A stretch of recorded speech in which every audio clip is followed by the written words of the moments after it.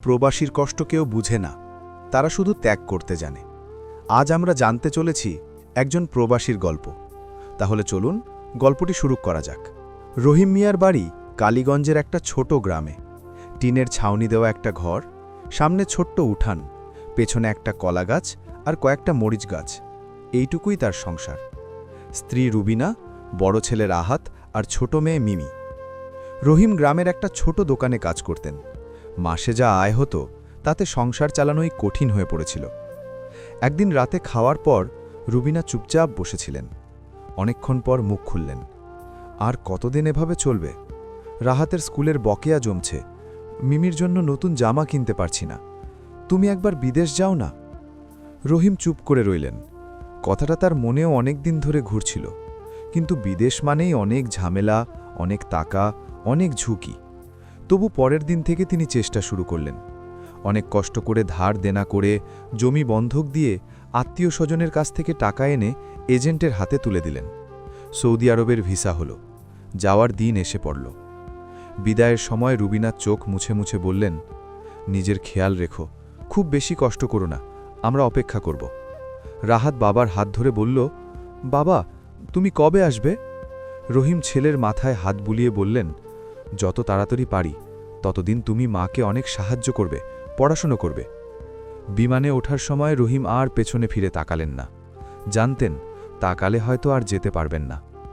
সৌদিতে পা দেওয়ার পর প্রথম কয়েকদিন খুব খারাপ লাগল। গরম যেন আগুন, খাবারে স্বাদ নেই, ভাষা বোঝা যায় না। লোকজনের সাথে কথা বলতে গেলে হাত পা নেড়ে বোঝাতে হয়। কিন্তু কাজ শুরু করলেন। একটা বড় বিল্ডিং তৈরির কাজে লেবার। সকাল 6টা থেকে বিকেল 5টা। দুপুরে মাত্র আধা ঘন্টা রেস্ট। মাথার ওপর দুপুরের রোদ আর হাতে লোহার রড। শরীর যেন পুড়ে যায়। প্রথম মাসের বেতন পেয়ে মনে হলো সব কষ্ট সার্থক। 1300 রিয়াল। দেশে পাঠালেন প্রায় 36,000 টাকা। রুবিনা টাকা পেয়ে প্রথমে স্কুলের বকেয়া দিলেন, তারপর বাজার করে বাসায় অনেক দিন পর ভালো খাবার রান্না করলেন। রাহাত আর মিমি খুব খুশি। কিন্তু দিন যত যাচ্ছিল রহিমের মন ততই ভারী হচ্ছিল। কখনো কাজ বেশি, কখনো মালিকের বকা, কখনো ওভারটাইম করেও টাকা পেতেন না। আবার কখনো কাজ কম থাকলে মাসের শেষে পুরো বেতনও দিত না। সবচেয়ে কষ্টের ছিল রাতের একাকিত্ব। রুমে ফিরে বিছানায় শুয়ে মনে হতো, এই ঘরে যদি রুবিনা আর বাচ্চারা থাকত। ফোনে কথা বলার সময় সবাই হাসি খুশি থাকার চেষ্টা করত, কিন্তু রহিম বুঝতে পারতেন ওপরে সবার চোখেও পানি।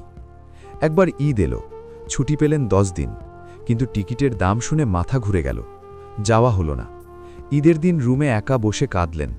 ফোনে রাহাত বলল, বাবা আমরা ঈদের নামাজ পড়ে তোমার কথা খুব মনে করেছি, তুমি কোথায়? রহিম গলা বুঝে বললেন, বাবাও তোমাদের খুব মিস করছে। 2 বছর কেটে গেল। রহিমের চুলে সাদা পড়েছে, শরীর ভেঙে গেছে। একদিন কাজের মাঝে হঠাৎ মাথা ঘুরে পড়ে গেলেন। হাসপাতালে নিয়ে যাওয়া হলো। ডাক্তার বললেন, অনেক দিন রেস্ট নাওনি, শরীর একদম ভেঙে গেছে, এভাবে চললে বড় অসুখ হবে। সেই দিন থেকে রহিমের মনে একটা সিদ্ধান্ত জন্মালো, আর নয়, এবার ফিরে যাব। তিনি কোম্পানির বসের কাছে গিয়ে বললেন, আমি দেশে ফিরে যাব, ফাইনাল সেটেলমেন্ট দিন। বস অনেক বোঝালেন, কিন্তু রহিম আর নড়লেন না। শেষে টিকিট কাটলেন।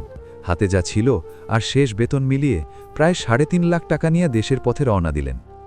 ঢাকা এয়ারপোর্টে নামার পর বাইরে এসে দেখেন রুবিনা, রাহাত আর মিমি দাঁড়িয়ে। মিমি দৌড়ে এসে বাবাকে জড়িয়ে ধরল। রাহাত চোখ মুছতে মুছতে বলল, বাবা তুমি আর যাবে না তো? রহিম হেসে বললেন, এবার আর যাব না। বাড়ি ফিরে দেখলেন রুবিনা অনেক কষ্ট করে ঘর সাজিয়েছেন। নতুন পর্দা, নতুন বিছানার চাদর, একটা ছোট্ট ফ্রিজ, সবই প্রবাসের টাকায় কেনা। প্রথম কয়েকদিন খুব ভালো কাটল। গ্রামের লোকজন এসে খোঁজ নিল। অনেকে বলল, বাহ অনেক টাকা নিয়ে এসেছিস তো। কিন্তু রহিম জানতেন এই টাকা তার ঘাম আর রক্ত দিয়ে আনা। 10 পর বুঝলেন টাকা দ্রুত শেষ হয়ে যাচ্ছে। ছেলে মেয়ের পড়াশোনা, বাড়ির মেরামত, একটা ছোট দোকান দেওয়ার স্বপ্ন, সব মিলিয়ে টাকা কমে আসছে। এক সন্ধ্যায় রুবিনার সাথে বসে রহিম বললেন, দেখো আমি যতই চেষ্টা করি চাহিদা তো কমছে না, আমার মনে হয় আবার যেতে হবে। রুবিনা অনেকক্ষণ চুপ করে থেকে বললেন, যাও, কিন্তু এবার শর্ত আছে, তুমি শুধু টাকার জন্য যাবে না, নিজের শরীরেরও খেয়াল রাখবে, আর আমরা একসাথে পরিকল্পনা করব, কত টাকা লাগবে, কত সময় লাগবে সব হিসেব করে নেব। রহিম মাথা নাড়লেন। দুজনে বসে অনেক হিসেব করলেন।